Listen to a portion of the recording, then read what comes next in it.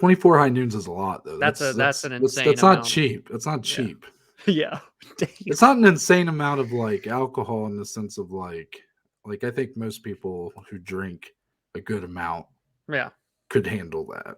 Yeah. It's just a lot of money. High noons are not cheap. Yeah. 24.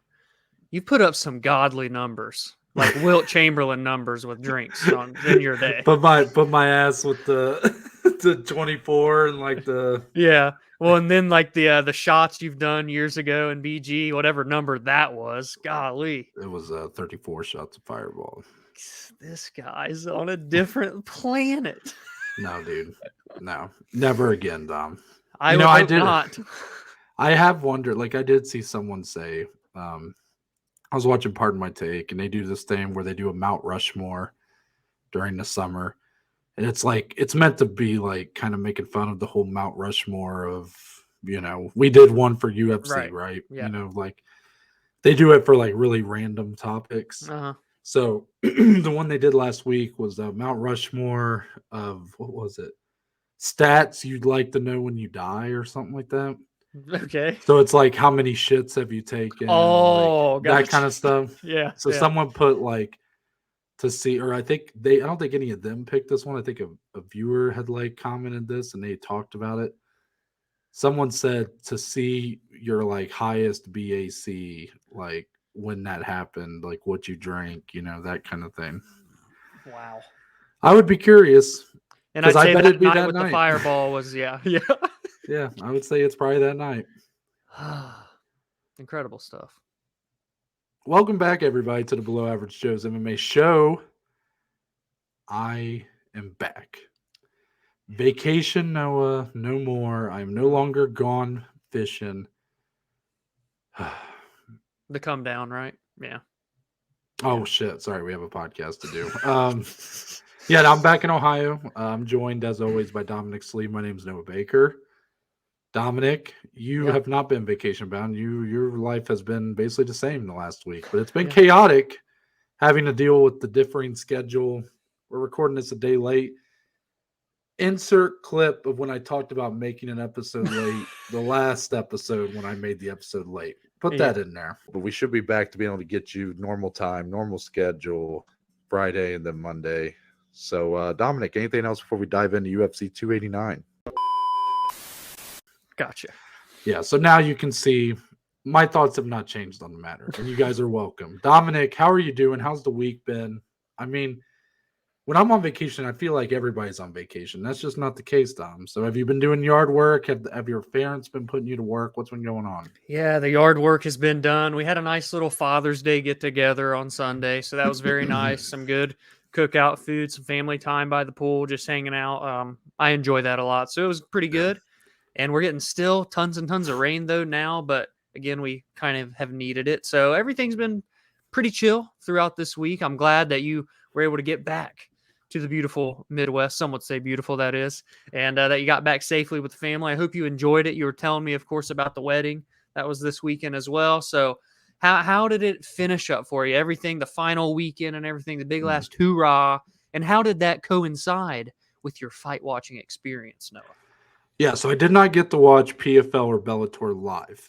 I'll be fully upfront about that just because I know that can potentially change the viewing experience. I was not spoiled on PFL.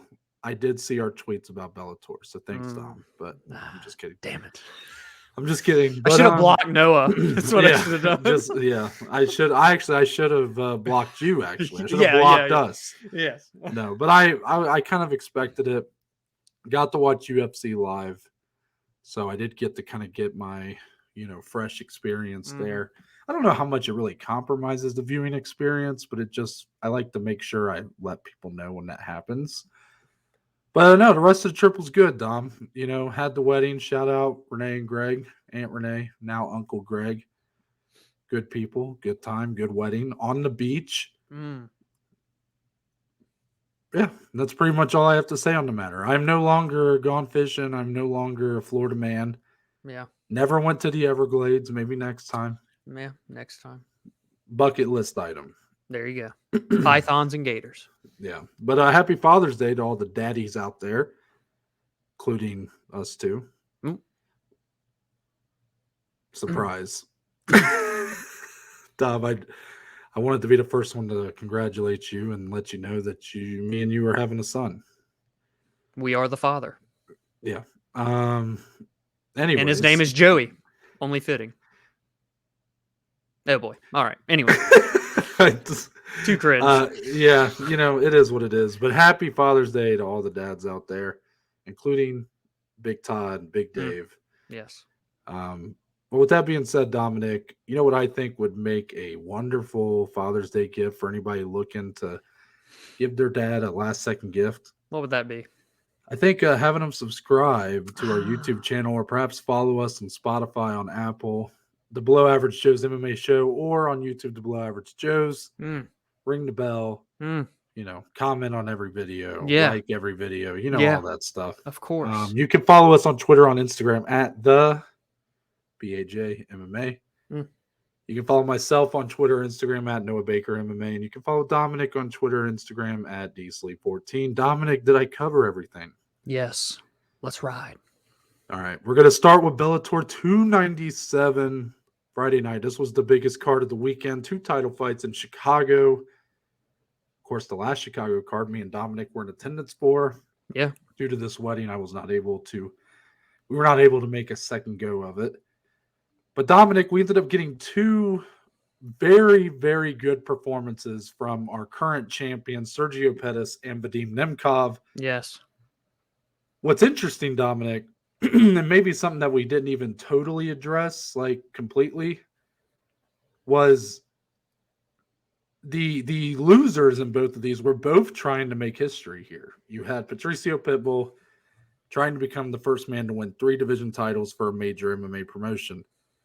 Yoel Romero, nobody in a major MMA promotion has been 46 years old and held a major title. That's Randy true. Couture did it at 45, 46, unheard of.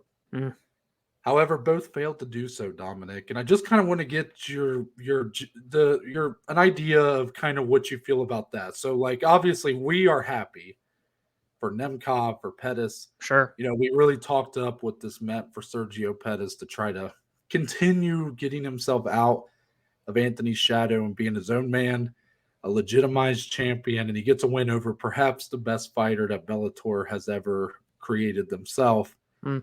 Nemkov kind of continues to wash that maybe bad taste out of the mouth some people had from that first Corey Anderson fight, gets him to just show he is back on track.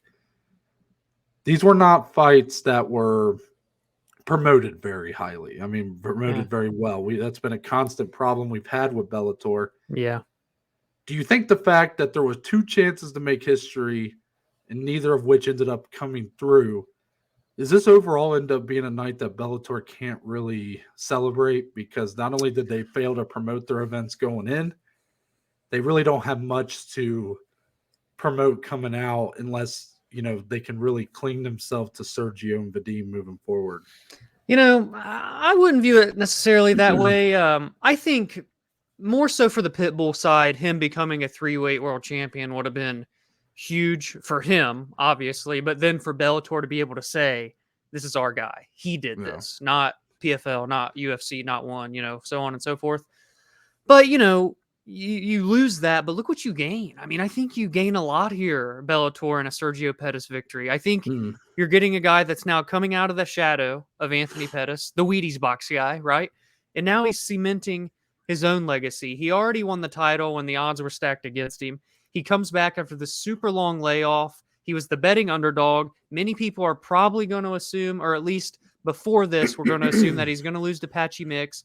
But then he puts on the best performance we've ever seen Sergio Pettis put on. And he does it against the best fighter the Bellator has ever had. I think there's a lot that Bellator can take away from this, assuming Sergio can stay with them and prolong his career under their banner. And what a performance. Now, for the other side, the other fight that is with Yoel losing, it is a bit of a dud, I guess, for them. But really, the entire Yoel signing and everything hasn't went perfectly anyways. He did have 2 back-to-back really good knockouts and such, but all in all, it wasn't as big what he was able to accomplish there.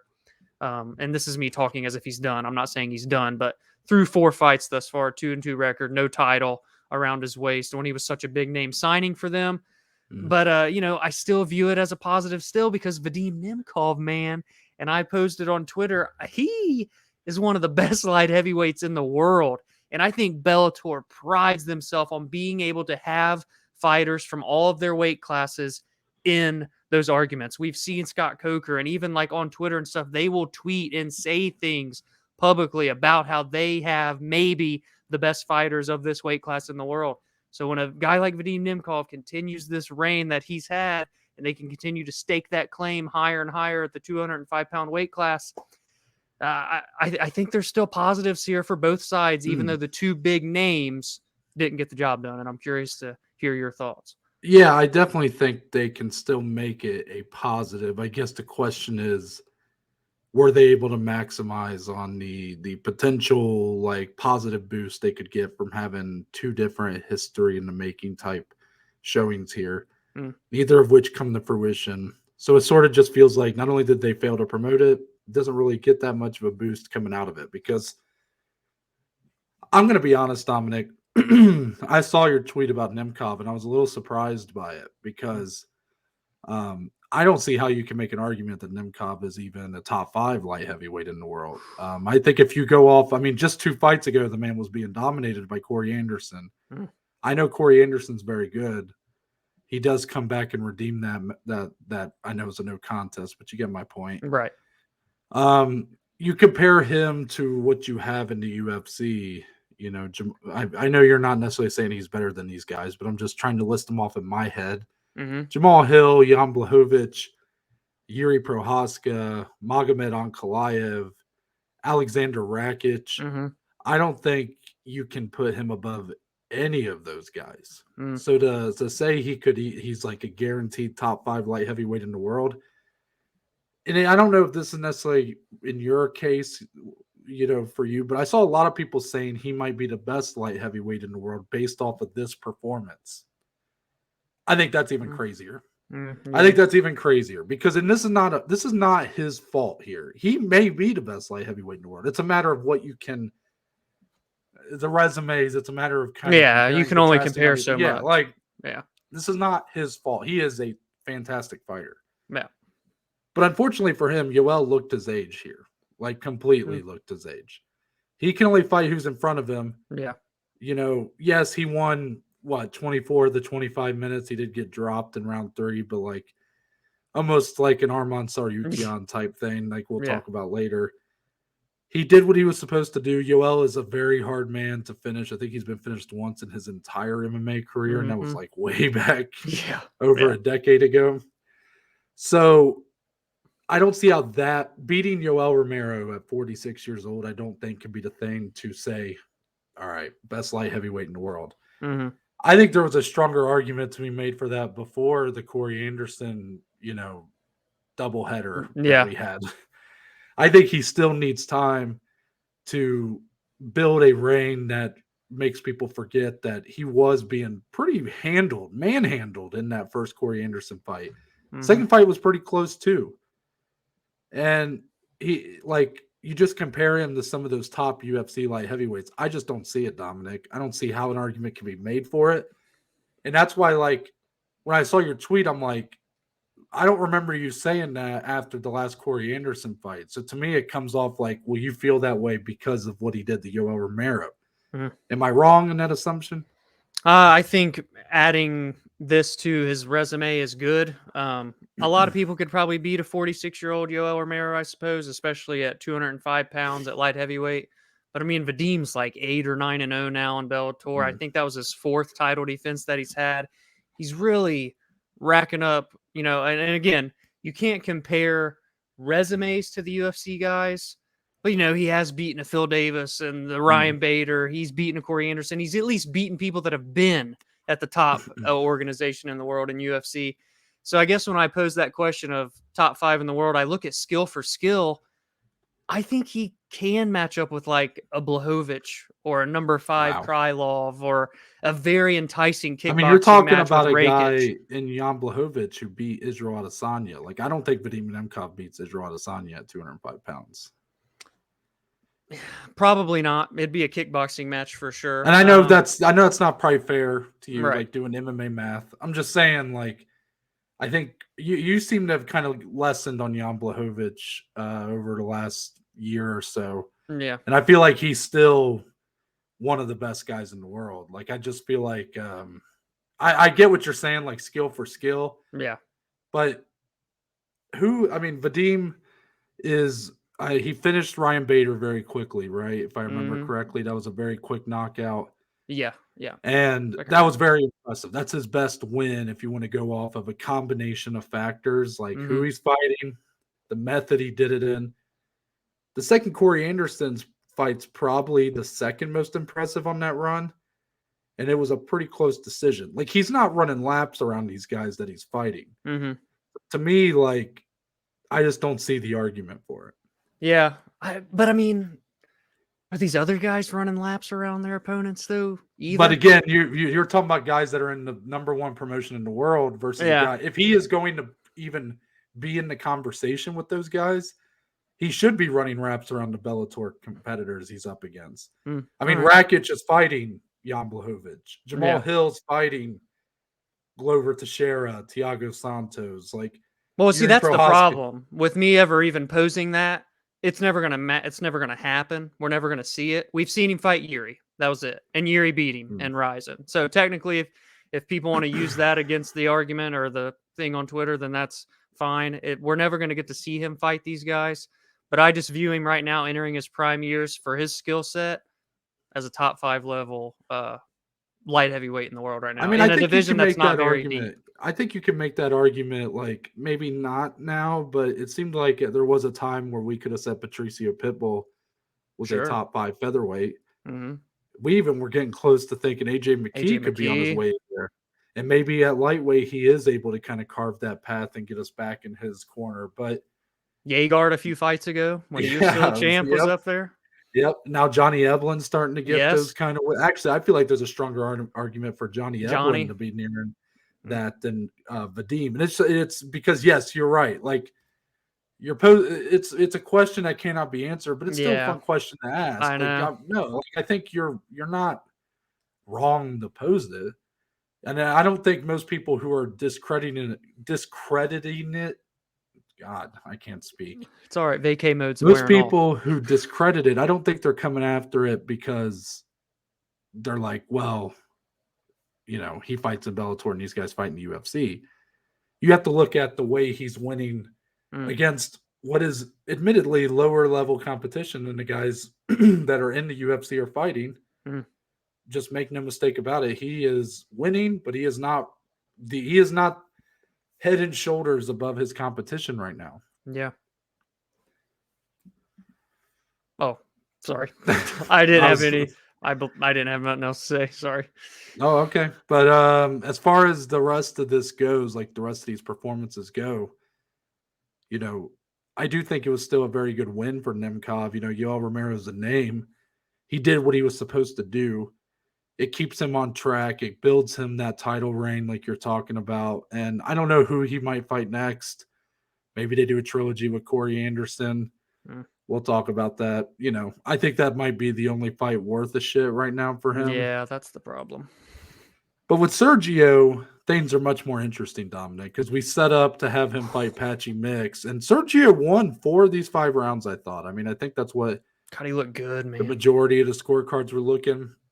It seemed like for Patricio, he just gave a lot of respect to Sergio here. Rightfully so, because Sergio looked damn good. But Patricio didn't come in here feeling like the bigger man, feeling like he could bully around Sergio. And that's very telling that a guy like Sergio Pettis, who moved up from flyweight, mind you, he was a flyweight in the UFC, not known as a big bantamweight, is going up against a guy who has been a lightweight champion, and he's able to kind of manhandle him for the better part of 5 rounds. I thought this was a huge coming out party for Sergio Pettis, even more so than the knockout win over Horiguchi.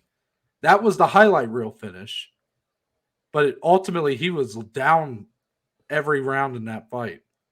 Here, this was just a clear and steady, I can't quite say dominant, but it's Oh, he almost got there. Yeah, like I can't quite say dominant, but it Yeah. was a clear and just steady, Yeah. just showcase for Sergio Pettis. Of all of his skills, everything. Yeah, he really showed it all here. Now, I will admit, I was very surprised. I thought Patricio Pitbull was winning this fight. If I had been able to bet, I probably would have bet on him. I'll fully admit that. Okay. Let me get your thoughts on it. Like I know we kind of went back and forth on the Vadim thing, but I want to give you a chance to kind of let people know like about his performance against Yoel and about Sergio's against Patricio. Yeah. Ooh, I was able to bet on it, obviously, and I didn't bet on it. I wasn't surprised that Pitbull was the favorite, but man, when a guy that big's coming down, I wouldn't have bet on Patricio, but I wouldn't have like you said, I wasn't expecting Pettis to look like this. I wouldn't have been surprised. Like I wasn't surprised that Pettis won. I was surprised in the way in which he won. That's what was so very impressive to me, especially like off of this knee injury and such a long layoff. And you're coming back against like a great, phenomenal, high-level fighter from Bellator, man. That's what was so impressive to me. So yeah, like betting wise, I wouldn't have been upset at it. Like had you, well, I mean, obviously I wouldn't have because we compete now, but just in general, like from a betting perspective, I would have understood you betting on Pitbull. But yeah, this was one of those where I could have seen myself maybe sprinkling Pettis, but I didn't because he's fighting the best Bellator fighter of all time. So, that's kind of how I stand. The win was just amazing. This did a lot for Sergio Pettis in his career and what can continue to come of it, especially with that matchup coming up next, Noah. Oh my gosh. Him and Patchy Mix. Yep. I was about to bring it up. Patchy Mix. They had him come in and face off. Patchy Mix. God, he's a giant. Massive, by the way. Once again, that question's going to be there, Dominic. Even as good as Sergio looked tonight, Patchy, man, he has been unbelievable. And I feel kind of good about the fact that I've been sort of in his corner for the last couple of years, being like, this guy is legit. And I know a lot of people knew that, but I mean, like, I thought this guy was a real dark horse in that tournament to win it all. He did it in really emphatic fashion against Rafael Stotts. Him versus Sergio, man. I will say though, like, despite what I said about, the history in the making type deal, like, my thoughts on it, maybe Bellator 297 is not as memorable because Vadim and Sergio end up picking up the win. But their next fights are going long term. It is better for Bellator. Yes, I think. Yeah, that's a good point. Yeah, I like that. Because what did we say? Patricio probably won't stick around at bantamweight. And then Yoel Romero, I mean, how many more does he really have left? And especially at a high level, 46 years old. Yeah. He may want to fight till he's 50. I don't know. But can he really fight at a championship level till then? Obviously not. Right. So let's talk about the rest of Bellator 297, Dom. You want to... You know what? I'm going to just raise this question for you, Dominic. You had a pretty big, heavy favorite parlay, so I know you were paying attention to a lot of the YouTube prelims, and I did not get a chance to watch the prelims. I only got to watch the 4-fight main card. And I'm just going to – and you could even use one of those 2 fights if you want to. I just doubt you will. I'm just going to ask you to name me your top performance or fight of the rest of the card. Just what stood out to you? Okay.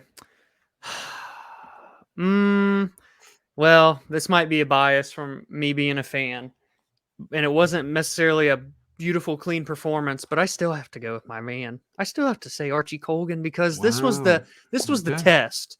This was like the step up in competition. Like, yeah, you got the number 10 next to your name, but you haven't really fought anybody in that echelon. And now he's fighting a former title challenger, Emmanuel Sanchez. He's fought at 145. He's fought at 155, and it didn't come easy. Not only did Archie get this victory, got a decision, but he had to overcome adversity. We talk about it on here a lot with these guys and girls that we believe in and what we want to see happen with them. And it didn't come easy. Emmanuel even won a round. I think it was 29-28 across the board. Archie had to fight through some good shots that went through. Emmanuel was able to get up out of the grappling and whatnot. Archie had to continuously press forward with his grappling. Archie still has hands, by the way, too, for being such a phenomenal wrestler. So I think from just a takeaway perspective, Archie Colgan. And then I unfortunately didn't even get to see this live, but I saw the replay. The knee from Ramazan Kurmagomedov that he landed against Jaleel Willis was absolutely disgusting. I missed it by literally, it happened in 1 minute. I think I went to get food and it was over with, but that was pretty insane too. The heavy favorites did what they were supposed to do. So I had to give the in-depth love to Archie Colgan. Yeah. Yeah, I mean, obviously the only other 2 fights I got to watch did not have huge takeaways. I mean, Gokhan Tsarukyan gets a win. And you know what, man? This is just typical. Just typical, Dom. And it's like hard to really be all that like mad about it because I mean, Daniel James didn't win around here. He got smoked 30-27 across the board. By the way, Archie Colgan actually, if Wikipedia is to be believed, Archie Colgan won the fight 30-27. Was it 30-27? Okay, I couldn't remember. But still good to know that Sanchez was at least testing him. Oh, he was. Yes, he was. Gokhan, I don't know if it's like they were pronouncing it different. I'm saying Saracam, but it was like Saricom or something like that. He was ranked number 10 coming in. Wasn't that familiar with this game. I will be now. Yeah. But what's weird though, Dominic, is he sweeps the cards, but he didn't look that great in my opinion either. Like it is impressive to do that to Daniel James, but like Daniel James was a nice story, a guy that we watched really rise in Bellator. He gets his first main event, knocks out. Don't even remember who he was fighting, but all in all, we thought that would lead into a heavyweight title fight with Ryan Bader. They even had him calling him out. It was there, the whole deal. Yeah, and then he gets put on the Chicago card in order to kind of put him on there because he's from Chicago and he's going up against a guy who they probably thought he might be able to beat. And instead, he gets. I'm assuming he was the favorite here, wasn't he? He was plus 110. And okay. So was minus 130. Again, I'm unfamiliar with this game, so clearly, Bellator did not give him a gimme fight. I'm not saying they should have. I'm just saying it's disappointing because, like, I mean, yes, like you do have a direction for Bader from here.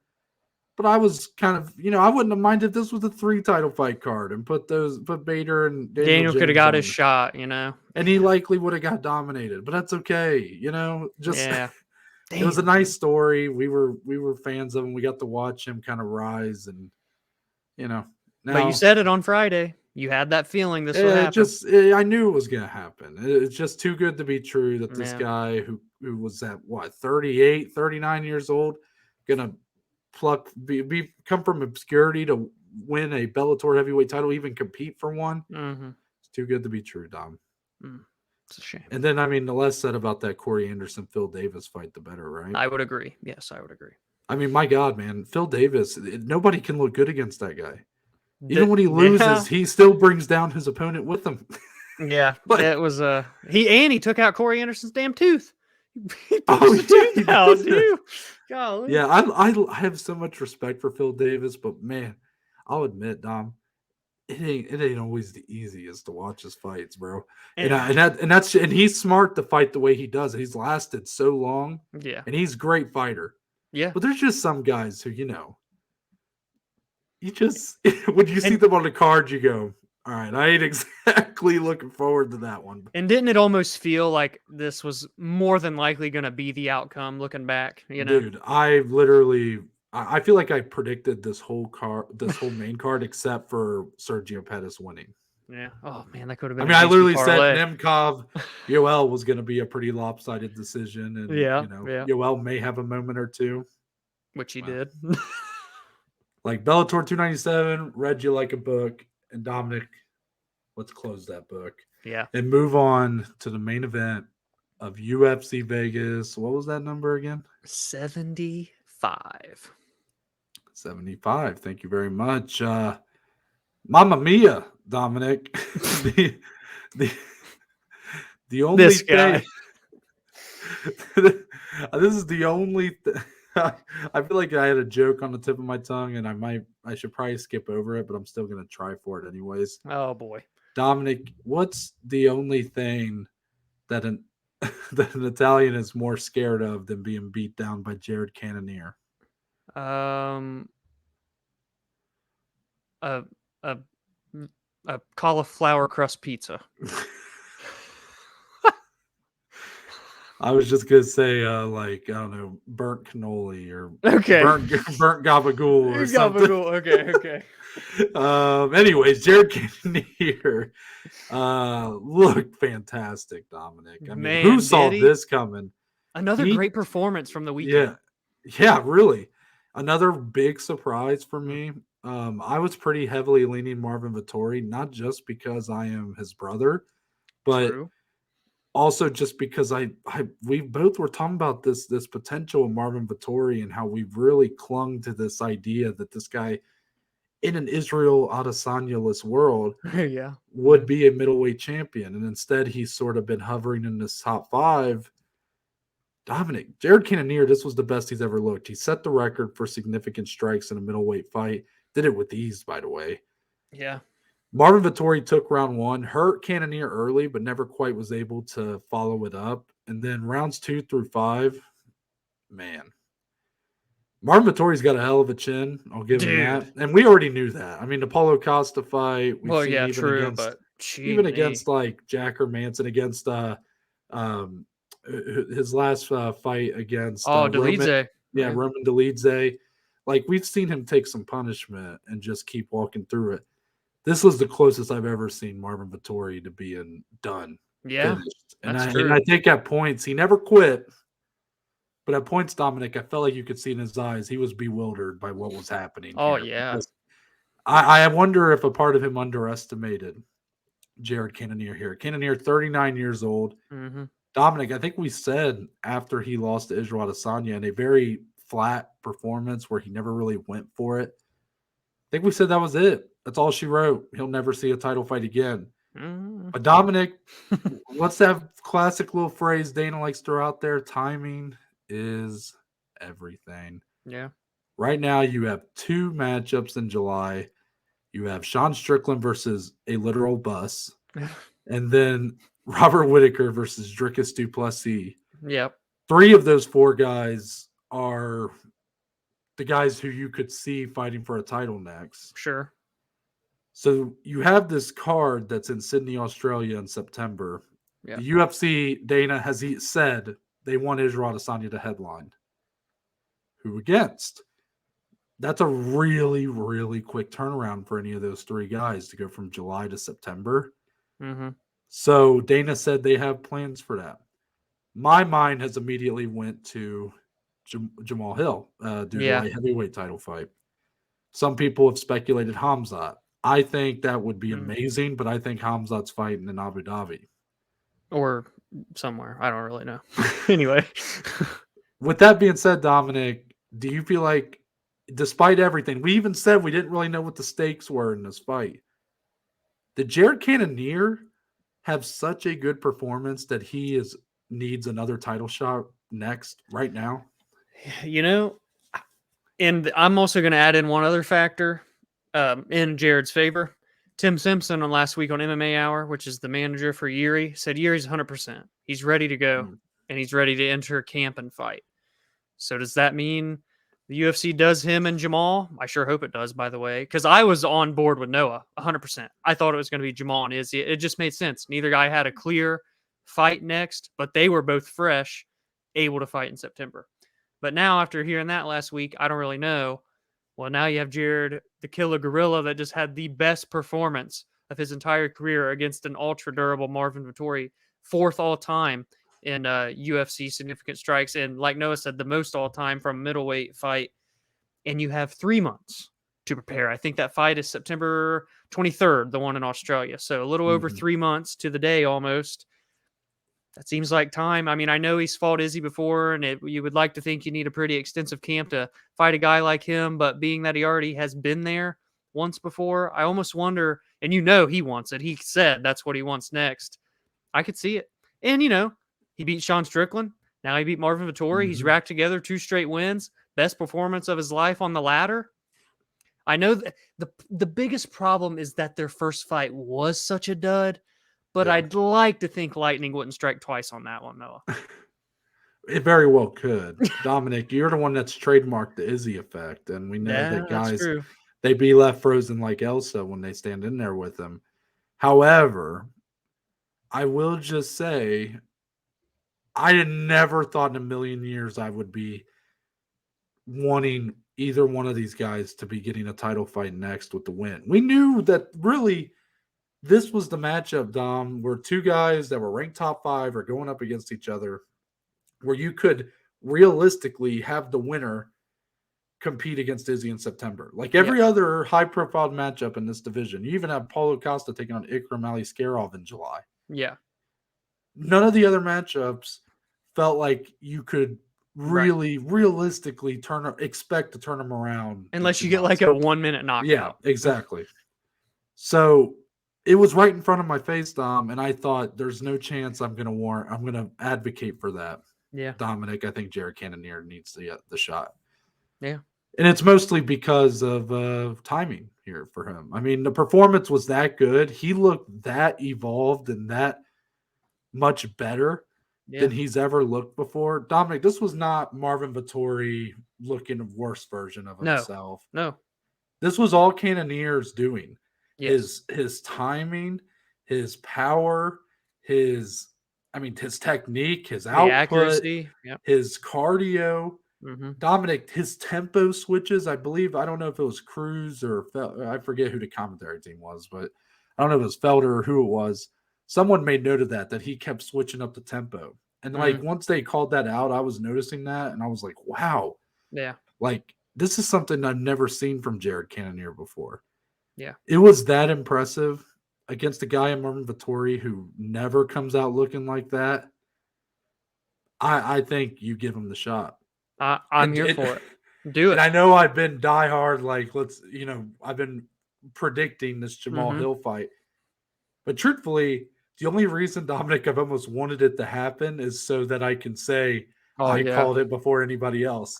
Yeah. Once the fight comes down to it, it's not the fight I want to see the most. I would rather see a rematch with Cannonier. Can you believe I'm saying that? I think at this point I would. Dominic, I hated the first fight. I know. It was terrible. It was not good. It will likely not be good the second time, but I can't help it. That was that impressive. But a performance like this makes you wonder, right? And that's the intrigue. But can he do this against Izzy? Ooh. I will admit, in my head, I'm like, okay, but it probably will go the same way. But I can't help myself but get excited for it. Yeah, I'm here for it. Let's do it. Yeah. Okay. I like to hear that. Let's move on to the rest of UFC Vegas 75. Thank you. Mm-hmm. I want to ask you a similar question, Dominic. A lot of you know what? We'll talk about Arman first. He was a minus 1,050 favorite or something like that. Yep. Going up against Joaquim Silva. A lot of people, ourselves included, were like, why is this matchup booked? Seems like nobody really wanted to fight Arman. Sorry, I can't talk today. No, you're good. I'm just pushing through here. I was just thinking about farting. Arman looked terrific. I mean, it's kind of like the Vadim thing where the one moment 14 of the 15 minutes he dominated, but man, that 15th minute, I thought Silva might have had him. He rocked Arman at one point, but Arman did come back in the third round and get the finish, which I think is kind of what he needed to make sure nobody could walk away from that fight and say a word about him getting hurt. It's kind of like when Leon Edwards dominated Nate Diaz, but like he didn't finish him, so Nate came the closest to finishing somebody in that fight. You get what I'm saying? Arman comes out of here looking like $1 million, but Dominic, I still just kind of wonder. Nobody wanted to fight him coming in. It seems like that's the reason he took the Joaquim Silva fight. Stay active. If Beneil Dariush doesn't take a fight with him, I don't see who he's fighting. I really don't. Well, he kind of ripped the Band-Aid off of poor old Michael Chandler. Goodness gracious, I feel bad for Michael Chandler right now. Yeah, because he's expecting the big red panty night with Connor, and that fight's just simply not going to happen. Oh, come on! I'm sorry, it's just not. That's just mean. I know. I'm thinking insert the Stephen A. Smith thing where he's like, "Well, you're not wrong, but you didn't have to go there." I know, poor Michael, dude. But fuck it, dude. I don't think Beneil said he wants to fight before the end of the year. Arman's ready to fight again. He said he doesn't want to wait until, I think, because Beneil wants to fight in November or December or something, I guess, and he doesn't want to wait that long. Which hats off to him. I want to see Arman be active because the guy's an absolute stud. I mean, who else? Michael Chandler. Jalen Turner does fight soon, so maybe he could. Oh, sorry. I didn't know if he had a fight scheduled. Yeah, he's fighting Dan Hooker International Fight Week. But that's right. I knew that. Yeah. You could do winner, I guess. Chicken dinner. I had to squeak that in there. But yeah, Jesus Christ. Fiziev would be sick. Like, there's names. I just want Arman to fight. Dude, Fiziev would be a sick fight. All right, let's do that then. There's no fight news for Fiziev? Pretty sure I called for Beneil to fight Fiziev, and now somehow I've called for both guys to fight Arman. Let's just do Beneil, Chandler, Arman, and Fiziev. Let's do that. Beneil, Chandler, Dominic Chandler's fighting McGregor. Just stop. Michael Chandler is fighting Grant Dawson next. Dominic, that was too far. Dominic, that was an unnecessary shot at Grant Dawson, by the way. I know, I like Grant Dawson. My bad, Grant. You're just looking for who was number 15. yeah. Chandler's fighting McGregor. Just stop. All right. Well then, do you actually believe that fight's not going to happen? No, I truthfully believe it's not going to happen. And this is before the most recent rendezvous that Connor's found himself in, by the way. I felt that way. But now I feel even more strongly in it. Plus, I don't think he's in the testing pool. Testing pool. I know, yeah. Get a little Brock Lesnar action. I know. Yeah. So here's this. Well, I think I already know the answer, but I'll ask it anyway because we kind of clarified it. Yeah. Arman Beneil or Arman Fiziev? Are you taking him and Fiziev? You'd prefer to see that fight, yeah. And I hate and I love Beneil, so I kind of hate to lead him astray. Yeah.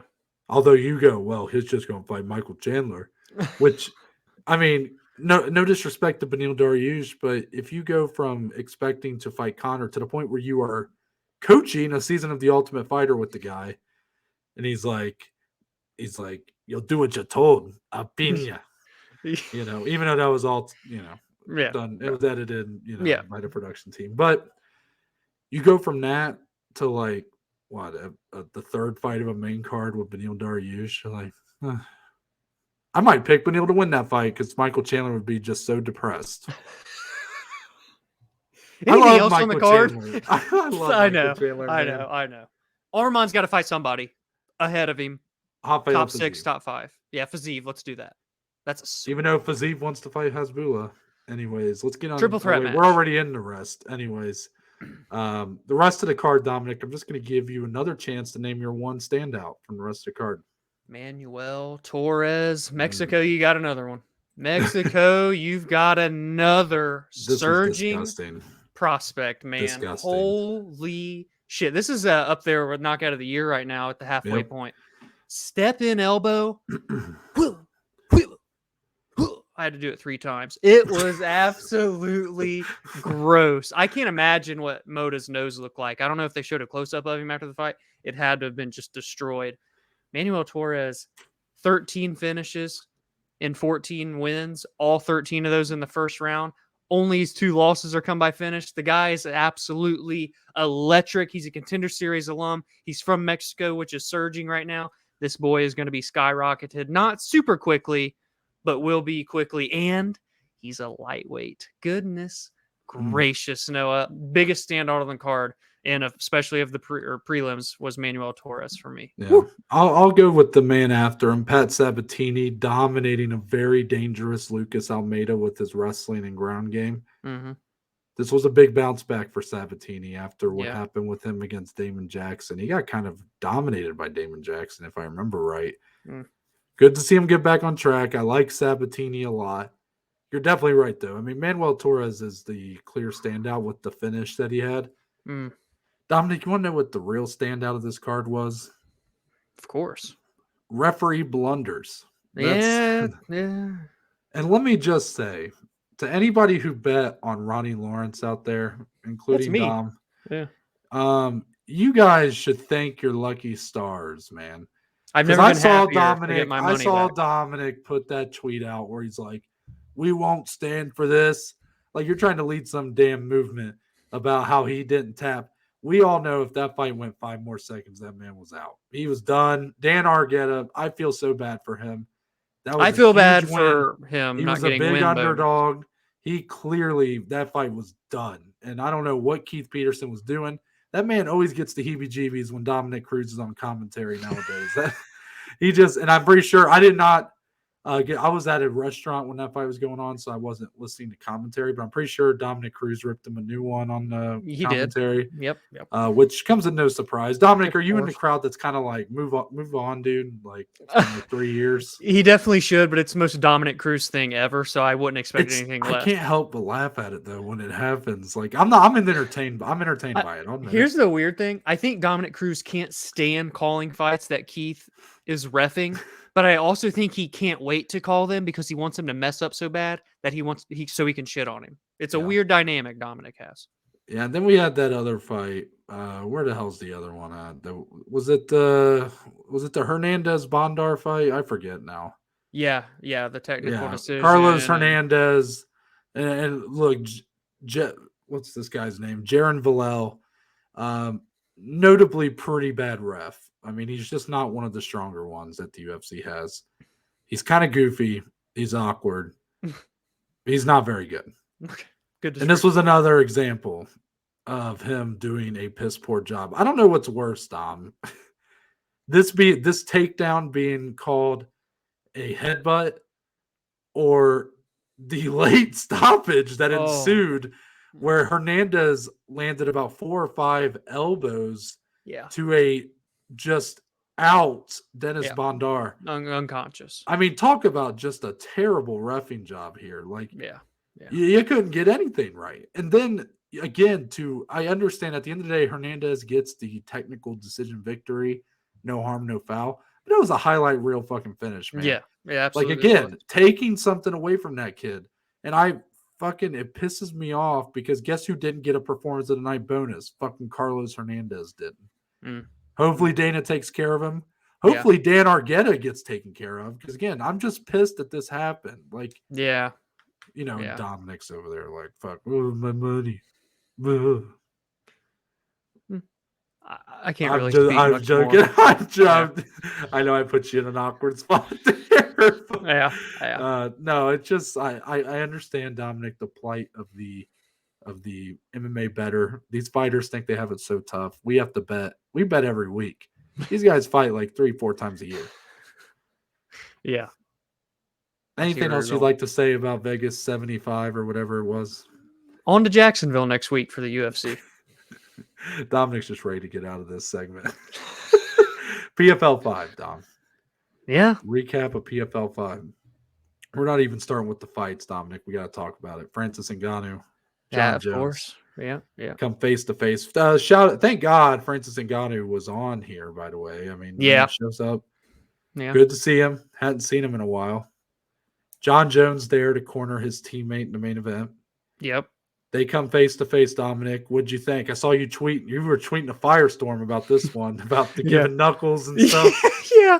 I don't know why I ran with that so much, but it was just funny when Brett was interviewing John and John was like, I'll give him some knuckles. I'm like, did he just say that? And I just ran with it the rest of the night. Did people call giving like a... I just call it a fist bump, but yeah, I don't know. He said he's going to give him knuckles. That'd be a pretty cool way to say you're going to punch somebody. Like, I'm going to give him knuckles. Yeah. Forget knuckle sandwich. Just say knuckles. But it was cool. A little bit of MMA blue balls, I guess. I mean, I guess it's kind of after the fact, so it's not blue balls. But anyways, it was cool. It just sucks at the same time. At this point, I think last week a face-off with Francis and Wilder would have meant more to me than what this face-off means with him and John. But they're sizing each other up, and it just makes you keep your hopes somewhat high for the future. The PFL couldn't wait for it to happen. They were taking pictures, throwing shit out, and trying to act like it's possible for it to happen. It ain't happening. But it was cool, and I can't complain about that. What do you think? Do you have like what goes through your head when you see them go face to face? At this point, I saw Luke Thomas tweet something interesting, and this is something that I've like we all know this is the case. At least me and you, I think, do. But it's another thing when it's just said, and you kind of go, "Oh yeah, that is how it is." Like Dominic, there's nothing holding the UFC and PFL from making this happen. Well, Like they are allowed to Yeah. co-promote and have those two fight. There's Yeah. nothing restricting them from doing so. Bellator and Ryzen do.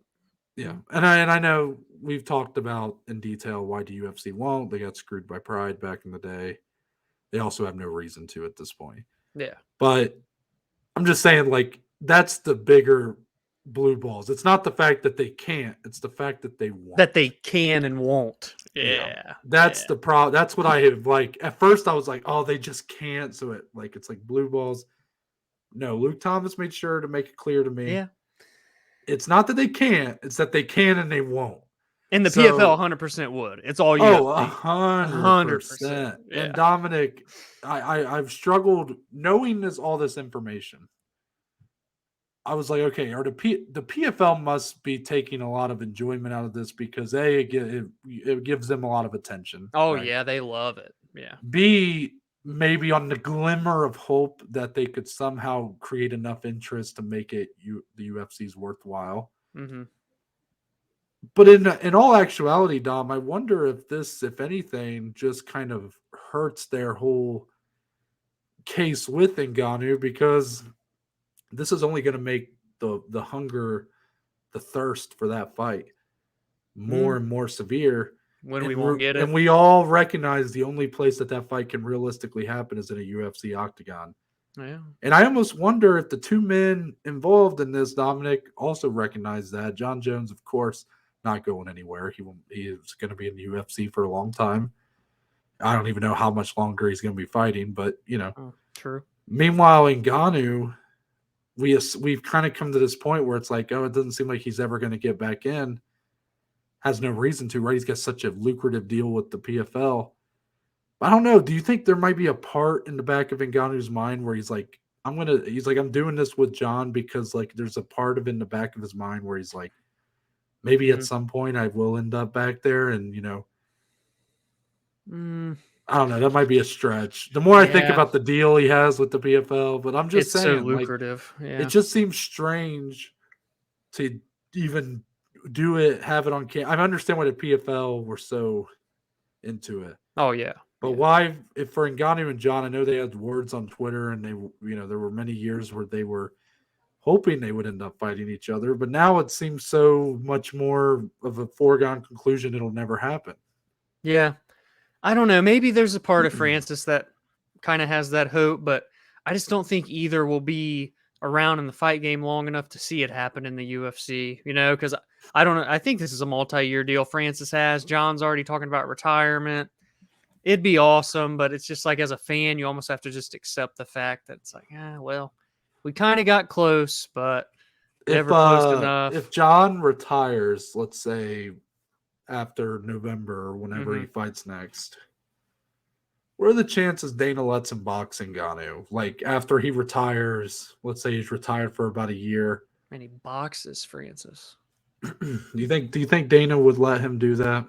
Because he'd still technically be under contract, but at that point you'd probably have another heavyweight champion, so it wouldn't necessarily feel like like their guy, kind of. Yeah, maybe because he's kind of been iffy on. He sometimes will kind of allow people to go do what they want to do. Yeah. Like he never allowed GSP to do the boxing fight with Oscar De La Hoya, but there's been other cases where he sort of let guys out of their contract or let them do this or that.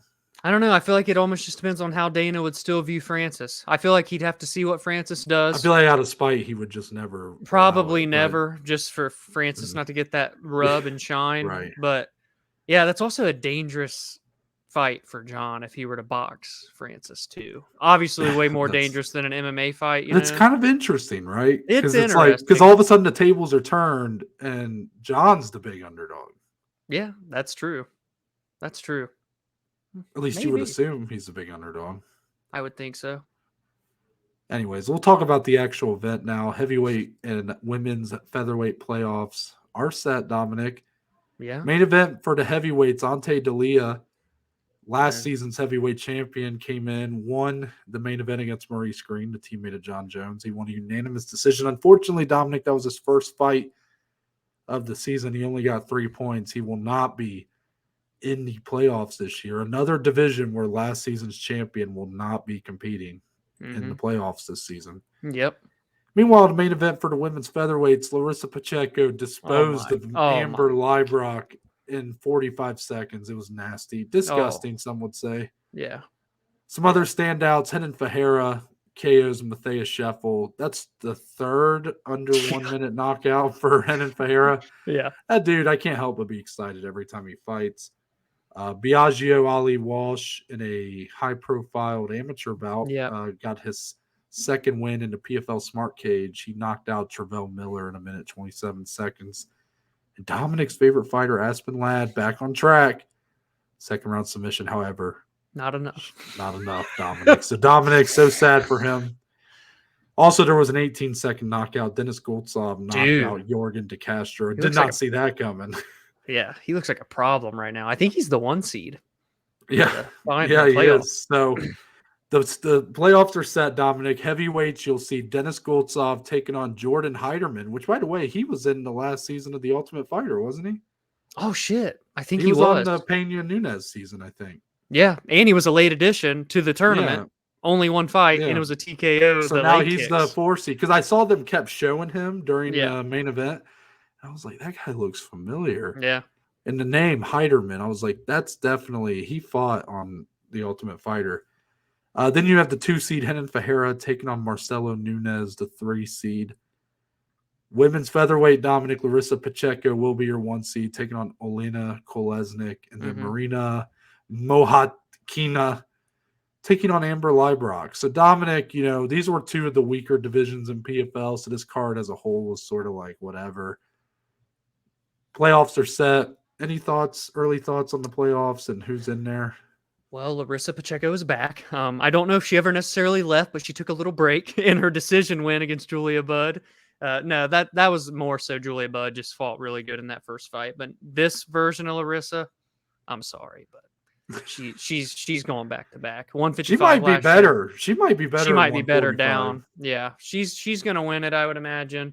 For heavyweight, man, it's hard not to see Goltsov taking it the way he's fighting this year. The best that he's looked in any season thus far. I still just kind of hold out for Henan Fajera that if he can put it all together, he is a dangerous, scary dude. I mean, like Noah said, 3 fights in the PFL, he's gotten a knockout in under a minute long. I think it's possibly going to be the finals is them 2.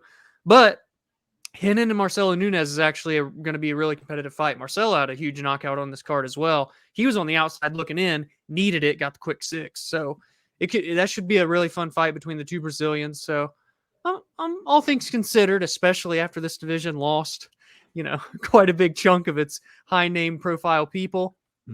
Not too bad. And the card overall was good too. We had a lot of finishes. Yeah, it was actually definitely a card that overexceeded the expectations. They've had back-to-back good cards. They need to finish strong. I'm glad to see them, it's not necessarily breaking ground. It's not going to build him any more of a following, but it's at least not going to keep people from leaving. Yes, exactly.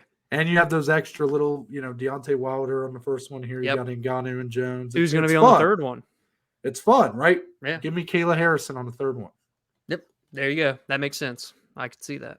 I want to make note of I don't think I talked about this last week. I think I forgot. I had posted a tweet after the last event talking about how through 4 seasons, the PFL's only had 4 repeat champions. Are you aware of that? I saw you. Yeah. Yep. So the 4 are Nathan Schultz, Lance Palmer, Ray Cooper III, and Kayla Harrison. We had last week, featherweight, light heavyweight, both champions from last season will not be in the playoffs. Brendan Loughnane, Rob Wilkinson.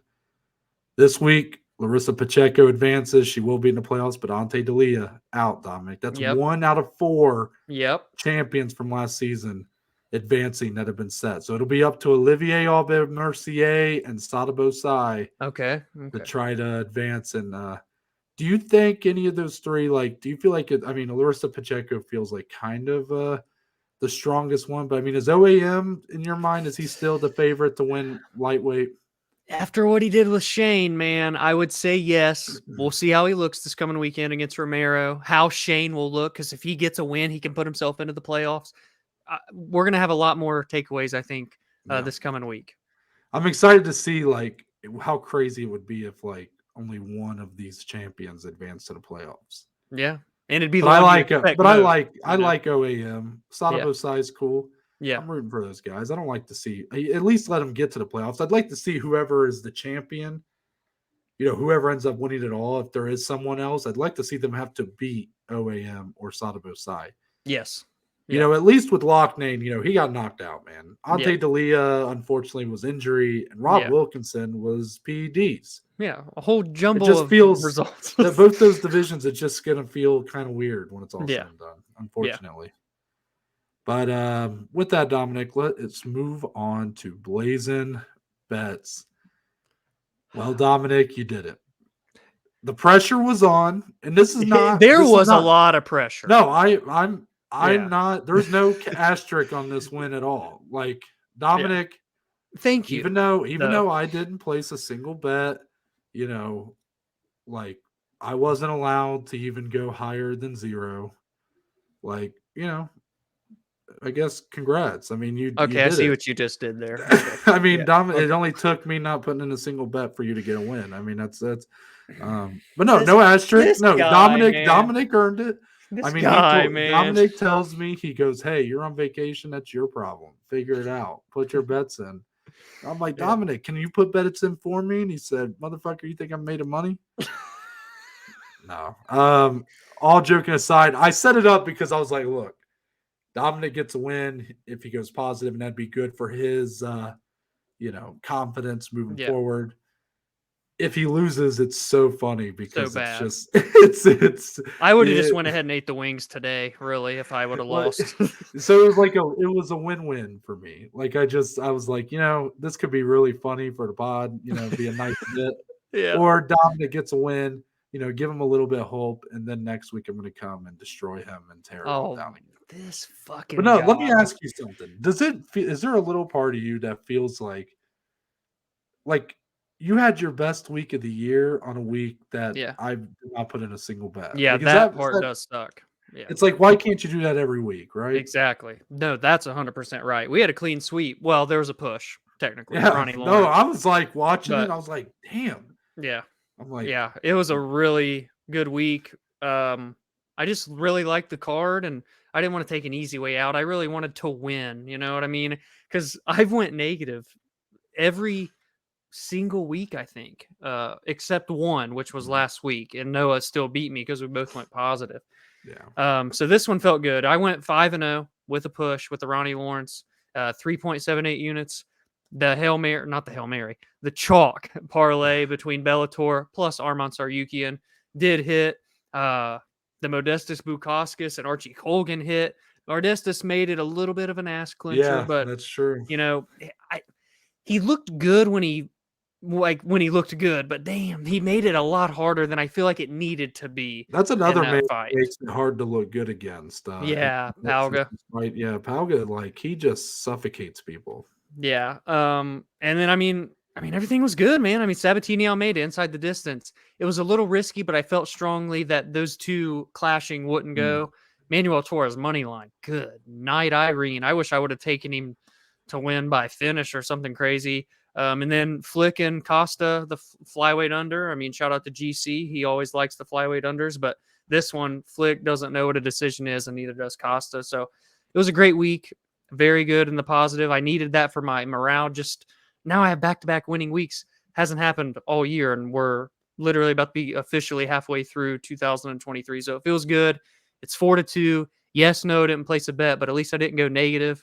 So now we're back at Jacksonville. I'm down 2.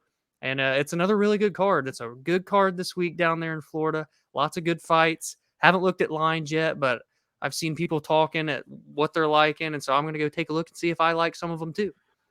No, yeah, I completely agree, Dominic. No asterisk attached to this one. You're a shithead. No, I'm so. I see that look in your eye. I can't believe you would ever accuse me of such a thing. No, yeah, if I had bet, maybe I'd be 5-1, but maybe you would have still won. I mean, you've done pretty good at betting this year, so I mean, who knows? Closing statements. I don't even have anything to say. No, I'm not done. Oh, hold on. closing statements. Let's move on to the segment, the only segment we know how to end this show with. Wait, I kind of fucked that up. It's a little segment we like to call closing statements. Point of the show where me and Dominic can talk about anything and everything, MMA related or not. And Dominic, I have a question. Okay. I have an answer. Maybe. Probably not. Yeah. By the way, great clip with the game board. I mean, I actually put that together, but I mean, it's okay. Oh, I know. That was yours. I used it. No, I'm glad you did because I sent it in the group and I was hoping that Dom would use it and he hadn't been. And I was like, oh man, I thought it was hilarious. It was funny. Everybody so far, the big takeaway, there's the line. It's the line. Yes. What have you heard of anything ever or something like? Have you seen anything ever? Yeah. And I did not, while recording that, think that was the funniest part. I thought it was as you continuously named other board games, and I kept going, that's literally just another board game. Yeah. I thought that was the funniest part. No, your one-liner's been a big hit. Yeah. Yeah. So merch coming soon. That'll be on a shirt. Yeah. Sure. I wanted to check in on Black Mirror, Dom. Have you decided? Yeah, just rip that Band-Aid off. No. Will you? It was a busy weekend, though. Will I? For you, I'd like to think I would. I still couldn't confidently If I gave you like a really good episode to watch, because they're all. Did I tell you every episode's like its own narrative? Yeah. Like they're not continued series. If I gave you like the best episode, would you watch it? Yeah. Yeah. All right. Shut Up and Dance. That's the best episode. Shut Up and Dance. Okay. Blew my mind. All right. For our preview show, I will have it watched by then, and we'll report back in closing statements. Yeah, I mean, I wanted to ask that. I figured you had not watched it. I feel like you're going to stick to your guns of just never watching anything ever. Yeah. You would have been a very proud dad had I said yes, though. I really would have been. Yeah. I bet you watched some Monday Night Raw or SmackDown. This is true. Weekend. Heading into Judgment Day 2004. Yeah. Judgment Day 2004. We're way past when Kane got unmasked, right? Yep, So him and Shane with the where you electrocuted his balls and stuff. Yep, that was like a year ago. Okay. Yep. Well, you know what, Dominic? What's your closing statement? No, I really didn't have any, so I'm glad you asked a question today. Okay. Yeah.